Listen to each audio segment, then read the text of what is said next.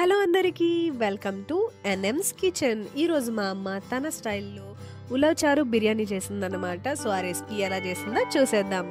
ముందుగా మనం ఒక 10 నిమిషాల ముందు ఆయిల్లో బిర్యానీ మసాలాలన్నింటినీ నానబెట్టుకోవాలన్నమాట. ఆ తర్వాత ఒక కడాయిలో ఈ ఆయిల్ని వేసుకొని ఆయిల్ హీట్ అయినాక అందులో ఉల్లిపాయ, పచ్చిమిర్చి అండ్ కొద్దిగా పసుపు వేసుకొని ఉల్లిపాయ మగ్గేదాకా ఫ్రై చేసుకోవాలి.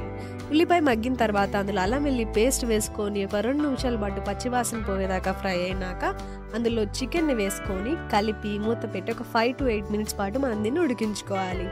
ఆ తర్వాత ఇందులో ఉప్పు, కారం వేసుకొని అంతా బాగా కలిసేలా కలిపిన తర్వాత మనం ముందుగా తయారు చేసి పెట్టుకున్న ఉలవచారుని వేసుకొని కలిపి మూత పెట్టి ఒక 10 to 15 మినిట్స్ పాటు మనం గ్రేవీ థిక్ అయ్యేదాకా దీన్ని ఉడికించుకోవాలి.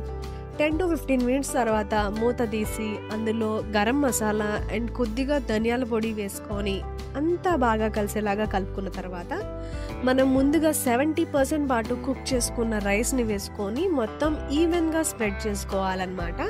ఆ తర్వాత పైన బ్రౌన్ ఆనియన్స్ అండ్ కొద్దిగా కలర్ వాటర్ వేసుకోండి. కలర్ వాటర్ అయితే ఆప్షనల్, మీకు కావాలంటే వేసుకోండి, లేదంటే స్కిప్ చేయొచ్చు.